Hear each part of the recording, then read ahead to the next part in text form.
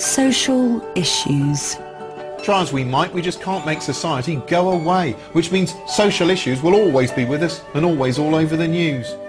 ITN recently managed to wring a whole week's worth of material out of the hoary old problem of nightmare neighbours, with a series of special reports exposing the depressing truth about ASBOs. This focused on one troublesome family in particular, detailing their identities and their activities in the style of a CIA intelligence briefing explaining an episode of Shameless. Members of your family saying, fatty this, fat slag, things like that?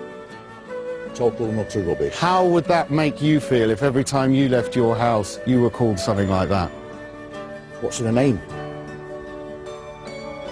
What's in a name? If every time you left the house you were insulted like that, how do you think you would feel? I love it when news at 10 boils down to two blokes squabbling incoherently on a pavement. I grew up in school getting names called at me. That doesn't make it right, I know it Mr. doesn't Jill. make it right, but at the end of the day...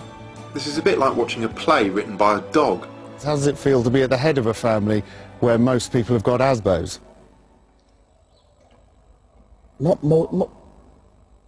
It's annoying. Here's one we made earlier. If all else fails and you've still got airtime to fill, you can go out and make up your own news. Just put a reporter there and get him to do anything. It'll do. Who needs to ask questions if you can read people's minds? Yeah, but who needs to read people's minds if you can ask them questions? Here, in one of the most mental news reports ever created, Sky News took a cross-section of Brits, popped sensors on their heads and made them watch clips of contemporary Britain to see what their minds did. Using sensors attached to their heads which pick up electrical impulses, we analysed how they responded to various images. The most negative response came from Christine, who considers herself an English patriot. Her graph revealed a strong dislike of various ethnic scenes. You know, Various Ethnic Scenes was actually the working title for Slumdog Millionaire. Look at the contrasting brain maps. On the left is when Christine was looking at Muslim women wearing veils. On the right was when she saw a Union Jack. Just as well they didn't show her Anjem Chowdhury. The sensor might have exploded. It's nice to have diversity, but people should try and get along and mix in more. Well, you're certainly doing your best to mix in with your mad hat. As you can see, TV news journalists aren't just journalists, but little filmmakers, and the tools of their artistic trade have grown more powerful as time has gone by. Early news reports were painstakingly constructed using cumbersome equipment, which meant the resulting films themselves were often quotidian, murky, shoddily framed snooze fests about brown rivers and closing factories, although on the plus side the reporters were bloody sexy. To make matters worse, the manager of the local employment office says that in the jobs for which the people here are trained, that's weaving and winding, the prospects of finding similar work in Skilmersdale are non-existent. As technology improved, news reports became snazzier, more mobile, more visually playful. Before long, a standard news report visual language established itself, one that's immediately recognisable to anyone. Me has this report. It starts here, with a lacklustre establishing shot of a significant location. Next, a walkie-talkie preamble from the auteur, pacing steadily towards the lens, punctuating every other sentence with a hand gesture and ignoring all the pricks milling around him like he's gliding through the fucking Matrix, before coming to a halt and posing a question. What comes next? Often something like this, a filler shot designed to give your eyes something to look at while my voice babbles on about facts. Sometimes it'll slow down to a halt, turn monochrome, and some of those facts will appear one by one on the screen. This is followed by the obligatory shots of overweight people with their faces subtly framed out, after which the report is padded out with a selection of lazy and pointless vox pops. Usually get some inane chatter from people. I think they do have too much. I think what we want to hear is actually what's happening and not what other people think of it. I hate these sound bites. I don't want some punter's opinion usually. No. Another bit of dull visual abstraction to plug another gap now before the report segues gracefully into a bit of human interest courtesy of some dowdy man opening letters in a kitchen and explaining how he's been affected by the issue. When I'm watching the news, I don't really, there's a person talking to me, telling me what's going on, and I don't really listen to what they're saying. It's just news. It's just news. He unfortunately was boring, so to wake you up, this is an animated chart, this is a silhouette representing the average family, and this is a lighthouse keeper being beheaded by a laser beam. As we near the end of the report, illustrative shots of pedestrians and signs and a pipe at a window. And then the final summary, ending on a whimsical shot of something nearby, accompanied by a wry sign-off. If you're lucky, a bit of wordplay fit for a king, or in other words, a regent's treat. Charlie Brooker, Newswipe, London. The style of such filler reports is so over-familiar, your brain just filters them out, so it's hardly surprising the news sometimes tries to zhuzh things up a bit. Recent years have seen a shift to more emotive, vaguely cinematic reports, pieces that try and convey an emotion, usually a bleak one. Our worst nightmare's just come true.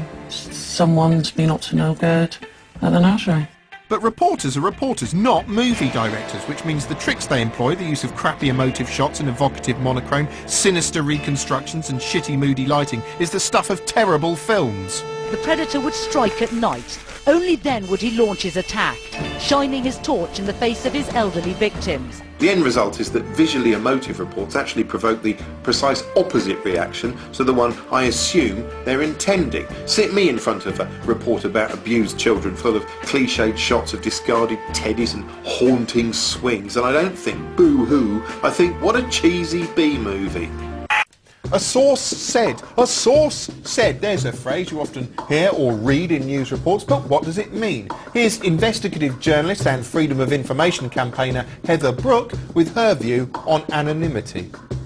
When I came, I'd been a journalist in America, I came to Britain, the first thing I saw was that so much of the stories you read in a newspaper have no attribution at all. It'll be a spokesman for this government department, an official for the police, but nowhere would it have a name. Most people don't notice this at first, and they think, well, who cares? Who needs to know the names of these people? There's only really one reason why they would be anonymous, and that is to avoid accountability for what they say.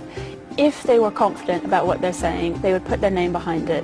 End of story. I was trained, as all American journalists are, that you always name your source. It's a really key point. Now in Britain, the way information disclosure has evolved is that it's a patronage system. It's who you know. And if you know the right people, they'll do you a favour, they'll give you a few little bits of info. If you do name them, there will be some bad feeling held. If you were a parliamentary lobby correspondent, for example, you'd quickly find that people would stop speaking to you. The danger is that because they know their name is not going to be linked with that statement, there's a temptation to bend the truth, to misrepresent the truth, sometimes to just outright lie. Probably the best known example is John Charles de Menezes, the Brazilian electrician who was shot to death in Stockwell Tube. The first thing that happened was some anonymous police spokesman realised it was a mistake. But what they did was they started to run a lot of erroneous information.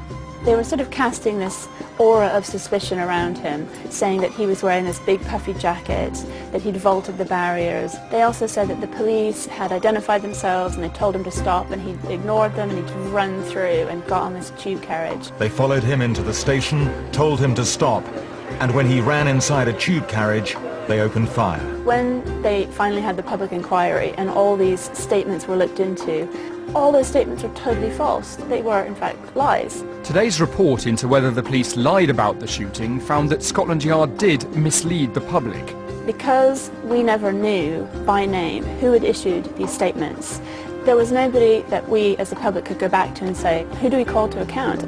Forest Gate, another example. Again, it was a botched operation that took up, an entire street with dozens of police officers. They arrested these two men. One of them got shot in the scuffle.